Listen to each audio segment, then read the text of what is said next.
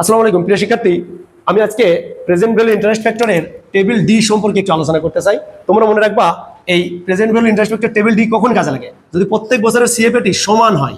সমান হলেই আমরা বারবার এই টেবিল সির মতো বারবার না করে একবারে টেবিল ডির মান যোগফল অবস্থায় পাওয়া যাবে। তো মনে রাখবা এটা বের করার জন্য আমাদের প্রেজেন্ট ভ্যালু, এই যে আমরা সমান কিস্তির বর্তমান মূল্য বের করতাম টাইম ভ্যালু অফ মানি চ্যাপ্টারে, সেই সূত্র ধরেই করবো এ ভাগ আই 1 মাইনাস 1 ভাগ 1 plus I to the power N.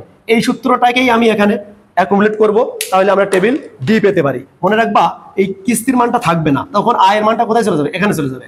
অর্থাৎ এই সূত্রই আমরা কাজে লাগাই দেবো 1 মাইনাস এই, অর্থাৎ 1 minus 1 plus I to the power N.